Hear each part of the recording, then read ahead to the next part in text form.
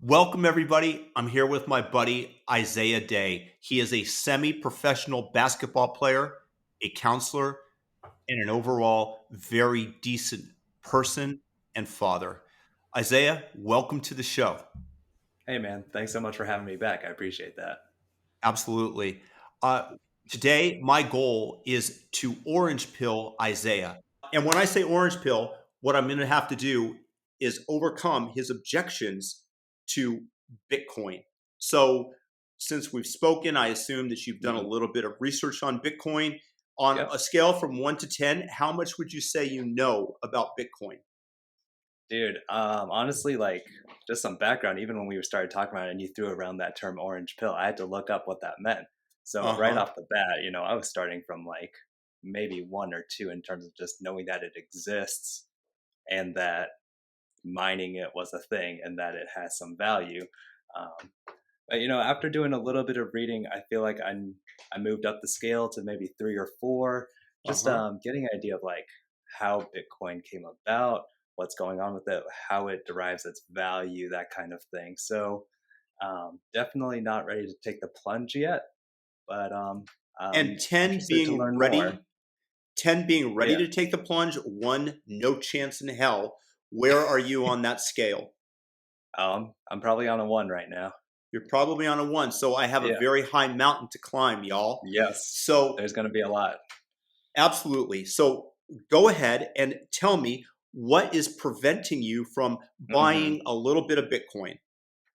Yeah. And so I think the first thing that comes to mind for me is that, at least for a lot of the way that people talk about it, like, I don't know how much official advertising Bitcoin has. I feel like a lot of it is kind of viral, kind of grassroots, word of mouth kind of deal, right? Mhm. And so I feel like when people talk about it, they market it as cash, like it has a value to itself that's set by some kind of external standard. And as I read more about it, my understanding is that there is a certain limited amount of Bitcoin that can ever be mined.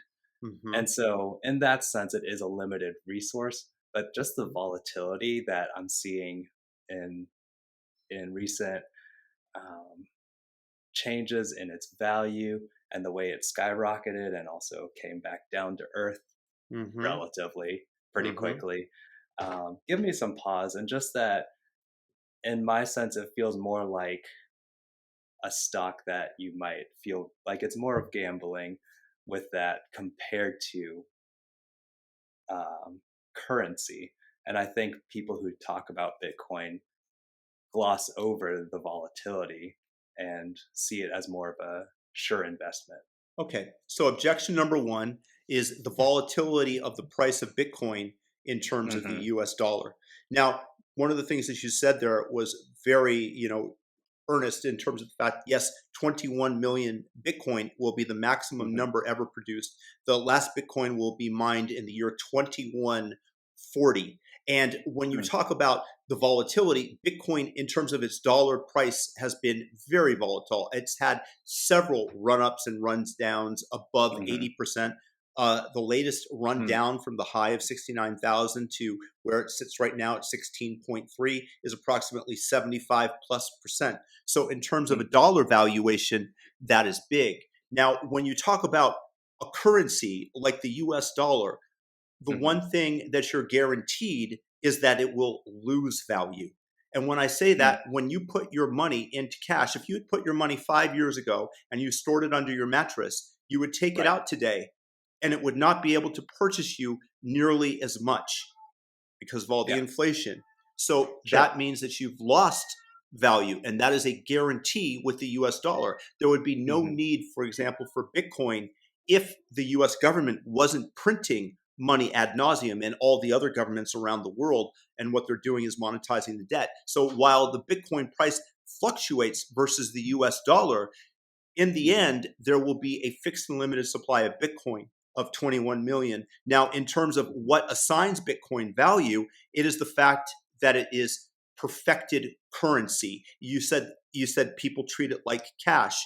And it might not be that might not be the best way to describe it. It might be more akin to gold, which became the currency Hmm. of value, the store of wealth, because it was the hardest to produce. If, for example, you can produce copper, there's lots of copper. Silver is harder to produce than copper. There's less of it, but you can Hmm. still get a lot more out of the earth than you could gold. But gold became something that you couldn't really mess with. You can't really alter its chemical properties. It's harder to fake. That's why they called it sound money, because you could hit a gold coin and it would make a certain sound. So that's where the term sound money comes from. But Mm. Bitcoin is the soundest of the it has all the properties of gold that you would want, and it is infinitely divisible. You can move it at lightning speeds, and you can store it versus storing it in Fort Knox and having many armed guards protecting it. You can store it Hmm.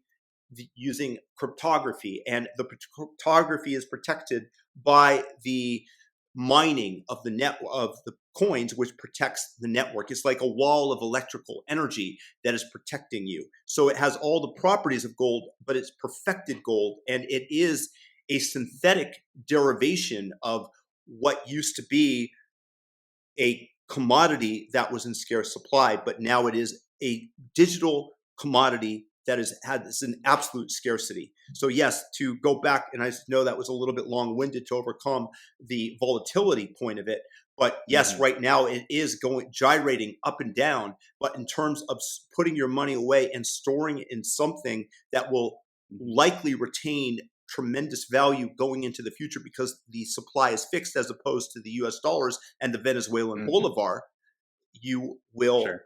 hold something that will retain its value. Hmm.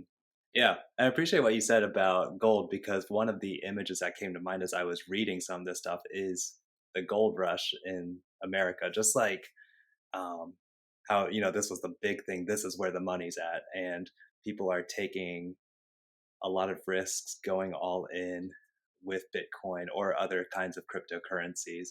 And just like people back in the gold rush, just like selling everything, going out west and to a place where it feels like there are no rules and everyone's just doing what they can for themselves. So that's maybe less an objection, more so of I'd I'd like to see all of that kind of settle out to feel again kind of that word less volatile, less in terms of value, but also in terms of just like the whole scene.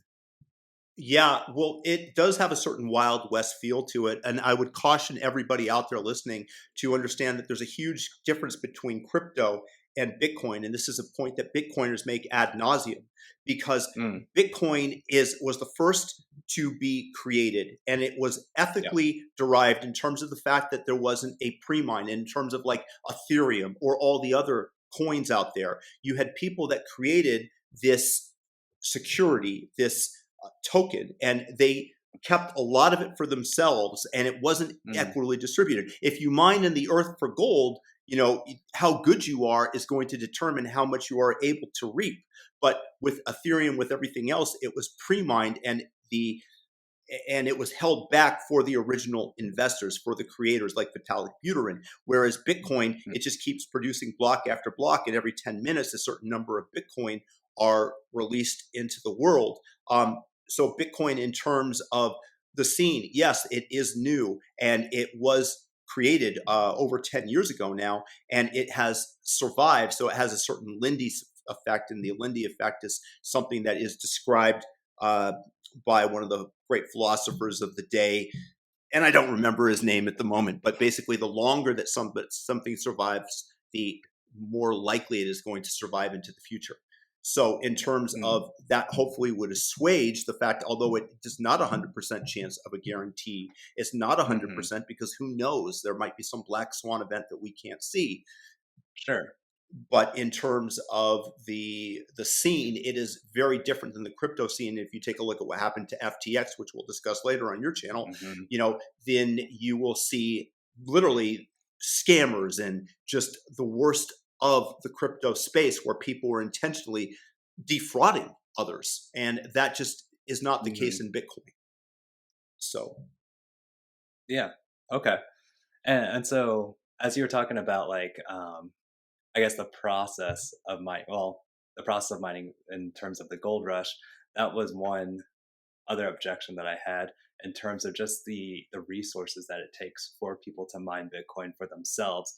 Be having a bit of a, if you want to consider it like a paywall, needing access to cheap electricity to and internet also, as well as having the resources to buy a dedicated mining machine or a high-end graphics processing unit to be able to fund that mining, if you will.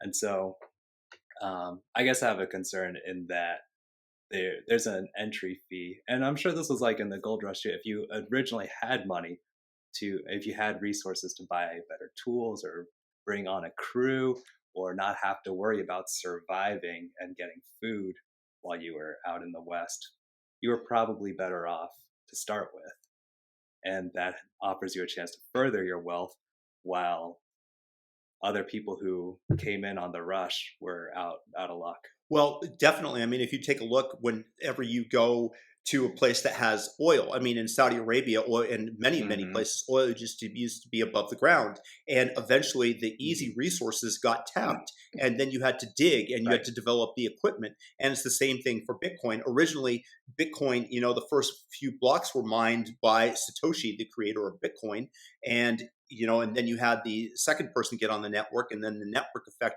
took hold where more and more people started mining it, and it became more and more competitive. Hmm. And as it becomes more competitive, it becomes you need greater amounts of resources. So this is just the natural Right. progression of any scarce commodity where you have to find new ways to get a hold of it. In terms of the amount of resources, I'm not sure if I've told you this, but when we were living in Costa Rica last year Hmm. or earlier this year, we visited a farm, the coffee plantation that was high above in the mountains, and the way that it generated electricity was via the waterfalls that were on the property. It had three waterfalls. It Oh, was amazing. And yeah. what I would have done, it was because it was hydroelectric, a lot of that electricity is going to waste. I would have Mm. bought a Bitcoin mining machine in order to utilize the electricity that otherwise would just dissipate in the evening Hmm. and been a node on the Bitcoin network mining in that capacity. So there's it base Bitcoin enables mankind to harness energy like that would otherwise go to waste. Hmm. And it is a cheap form of electricity because it doesn't cost me anything because the fixed costs have Hmm. already been put in there. We didn't end up buying the coffee farm, so Right. I didn't get the Sure. opportunity to do that. But that is just one of many examples of ways that people are harnessing the world's energy. In Hmm. El Salvador, they are building Bitcoin City and Bitcoin mining machines, Hmm. harnessing the power of a volcano there that would otherwise go unutilized. So they are taking the Hmm. geothermal energy, and the same thing originally took place in Iceland years ago, where when people really started mining Bitcoin in mass, they were taking the geothermal energy and they went to Hmm. where the cheap electricity was. So Bitcoin is Yeah. actually in another thing that Bitcoin does is they right now there are companies with contracts with trash dumps in America because when you have a Mm. lot of trash and you bury it, it releases a lot of methane gas, right? Which is really, Hmm. according to the scientists, not so good for global warming. Methane gas, much worse than carbon dioxide. What they're doing is they're utilizing the methane gas that is seeping out and flaring that gas and using that to power the mining rigs. So they are taking what Oh. otherwise would just be released into the atmosphere and create potentially global warming with you know Hmm. and utilizing that for Bitcoin mining. So there's all sorts of advancements that are coming because of people's Hmm. desire to mine Bitcoin. Now the other thing is that a lot of miners right now are going broke because the price of Bitcoin has dropped so precipitously, Hmm. and the miners have expended so much thinking that the Bitcoin price would go up, and so they invested in all these Hmm. machines, and now they're not able to pay back. And so now you're going to see a pullback in terms of the hash rate. You would think that, right? The hash rate is the number of guesses that are generated to Oh, guess. by the So machines. by the machines, Uh-huh. exactly, you understand it, Okay. and so you would think that, but the Bitcoin hash rate has hit an all time high, which means that there are tons of Hmm. people that are going out of their way to use some power to mine. Now we were thinking about installing solar panels on the roof, and when maybe when we're not here, maybe I'll get a Bitcoin machine and use a solar to mine. I don't think I'm going to make a lot of money, but Mhm. it'll just be for me to contribute to the network and to the protection of everybody's Bitcoin. Did I overcome that Hmm. objection at all? Um, I'm fascinated by what you're saying about the advancements that people are making to harness that kind of latent Yes, energy yes. that hasn't been utilized before. Um, I guess the image that I had was the average person, and I could be incorrect in my impression, the average person being an American with ready access to electricity who is where that electricity wouldn't necessarily be wasted if it weren't used, right? Because we have ways of storing that energy. Mm. Um, Wait, and how do we store that energy? I'm not sure. Like the batteries I or mean, in terms of like being able to, like, if you don't use it, uh, or I guess it's more like in terms of demand, I guess. Increasing demand in like one residential person's home, um, using more of that energy where it's not just like in your situation, like you were saying, where that energy, if it weren't being used, would just be yeah. wasted Yeah. otherwise. Well, the here's an interesting thing regarding that in terms of upping the demand in Texas. When the price goes up, when there's a severe Mhm. strain on the system, the Bitcoin miners will Mhm. turn off their machines because they don't want to pay the high price of energy because it stops being profitable above a certain price. Hmm. They also account for a base load demand so that the utilities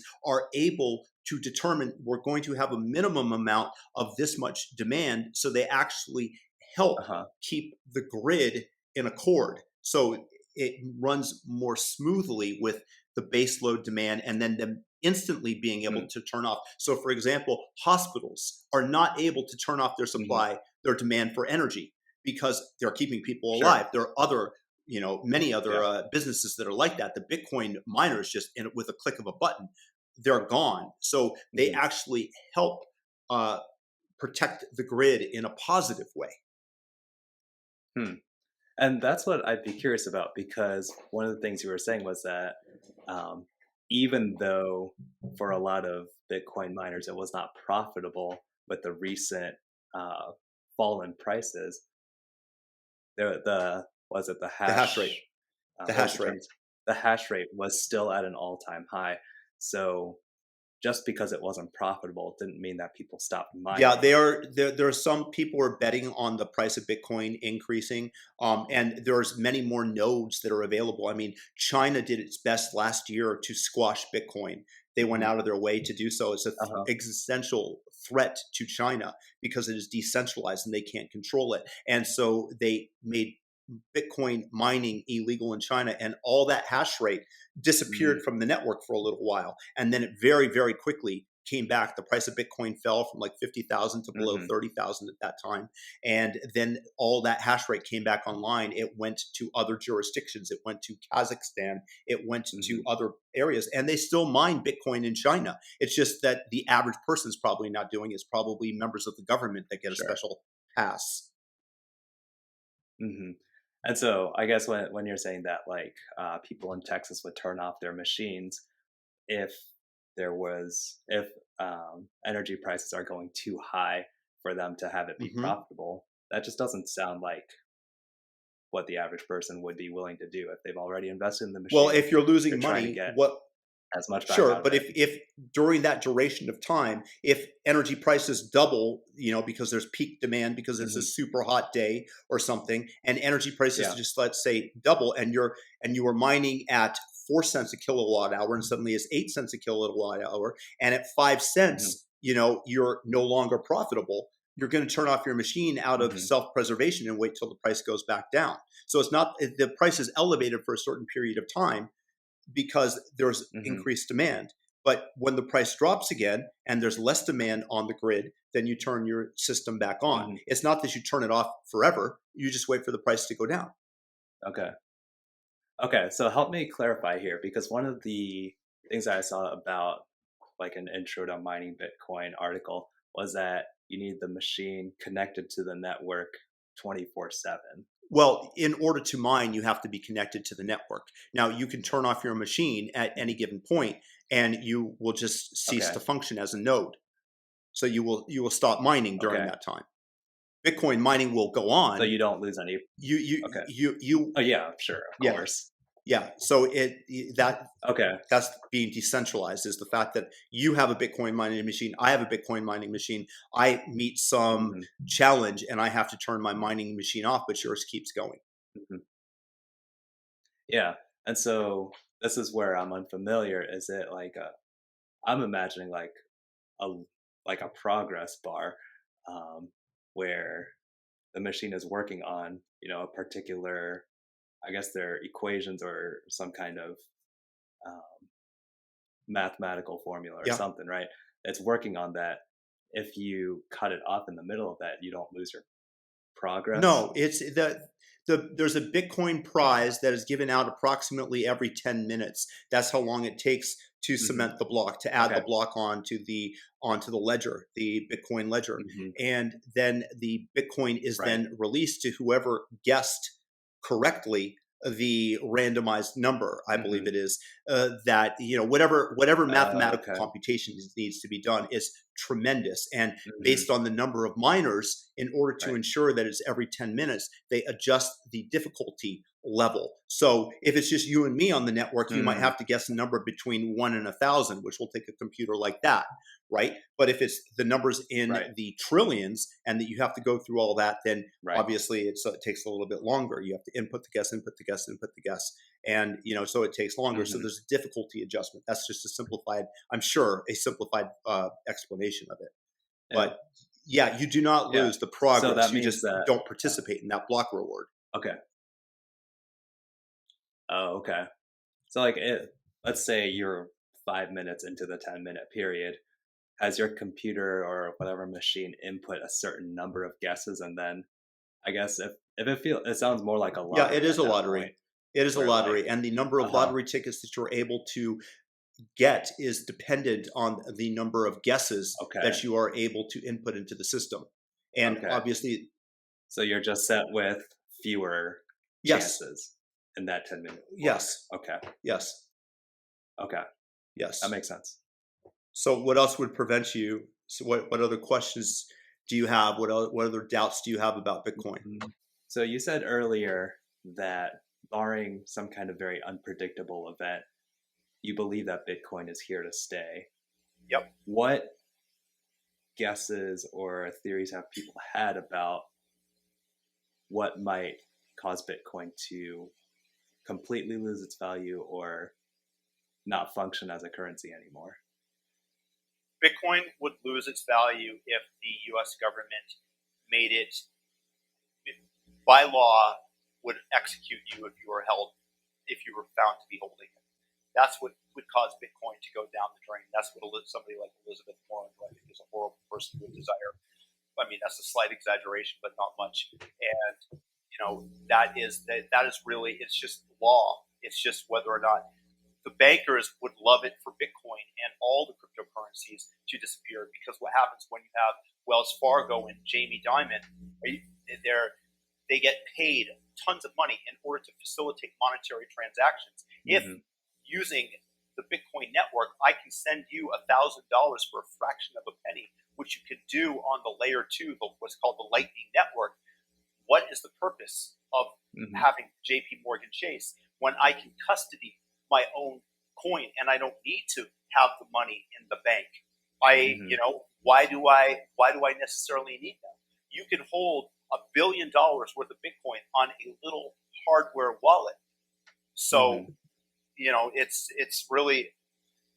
it's really an amazing thing. But to answer your original question again, I think the only thing that will stop Bitcoin is the law and the U.S. government becoming a totalitarian, uh, socialist, communist government and saying that Mm-hmm. Bitcoin is now illegal.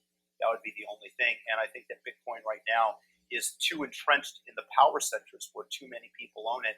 That Mm-hmm. would make it very, very difficult. It would have been easy to squash Bitcoin in like 2013, 2012. They could have done it. Mm-hmm. They chose not to, fortunately for the world. I really think that this is a world-changing technology, and it's going to be very, very hard to squash it. China, as I mentioned earlier, did its best to squash Hmm. Bitcoin, but they weren't able to, not even within its own borders. Hmm. Yeah. Um, so that's another thing that I'm thinking through, and this is not an objection. This is more me asking questions at this Yeah, point. fire.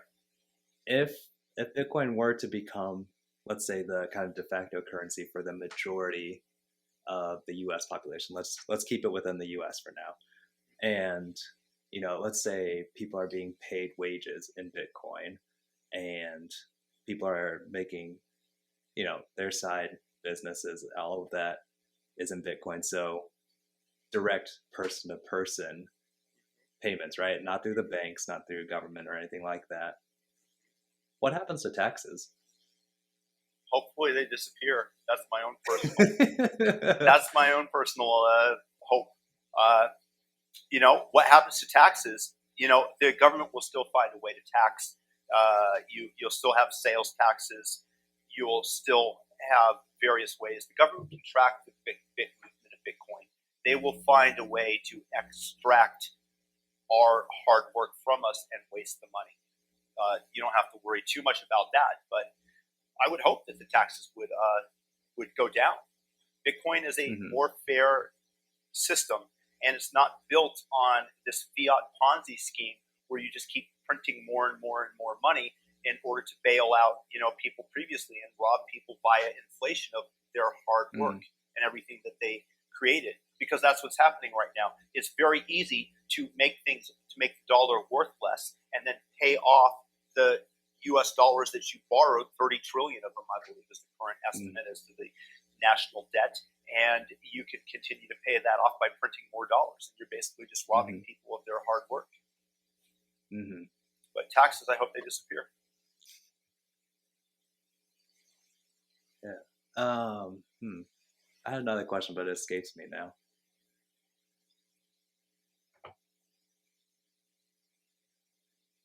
No, it's gone.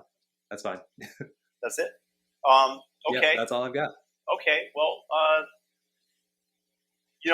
I just want to say that in terms of Bitcoin, the beauty of it is the fact that you as an individual can store it on a little thumb drive. You can take it Hmm. across the border with you. You can travel across any border with the with stuck in your head just your seed phrase and reconstitute your Bitcoin anywhere. So you don't even have to travel with anything other than your Hmm. memory. And you can it is something that cannot be debased, as we were talking about the US dollar. And you can hold it on that little thumb drive, and it is protected by a wall of cryptography and electrical energy that is the hash rate, that is the mining that is being done to Hmm. protect the network. And it is ethical, it is fair. I'm a huge, obviously, proponent of it. And the thing is, the U.S. should be the last place that would need to adopt Bitcoin because we have the world's reserve currency. Where you really need Bitcoin is a place like when I was in Myanmar. I was there in 2012, I believe, right after they opened up the country, and you could go. I heard stories of the government seizing people's funds because they disagreed with them politically. So Hmm. the government was a military junta, and they would just go into the bank and demand everybody's funds who disagreed with them. So you could not speak Hmm. out against the government. You had no personal liberty because they held the your savings over you with Bitcoin, and so these people were storing their savings in gold. Myanmar is the place where they will adopt Bitcoin much faster, or in Venezuela, where the Hmm. currency printing is out of control, or Canada, where Justin Trudeau went ahead and closed people's bank accounts who were associated with the truckers. That's not personal property. That's government seizing what is rightfully yours. And Bitcoin is protects personal property and protects your ability to store wealth because you can do so very easily. So Hmm. after that little thing, you said you were about a 3 or a 4 in terms of buying some Bitcoin. Where would you say you are after our little discussion? Yeah. Um, I say you could move me up a notch, maybe I don't remember if I said one or two or three or four at the beginning, but I'm closer. I Closer. don't think I'm not willing to pull the trigger yet. Okay. Well, I just want to thank you so much for discussing Yeah. this with me and for hopefully being able to educate you and hopefully the other people that are watching here. And, it was a really fruitful discussion. And I really thank you for your time. Yeah, appreciate that. Thank Okay. you. Talk to you soon, Isaiah. See ya. Okay.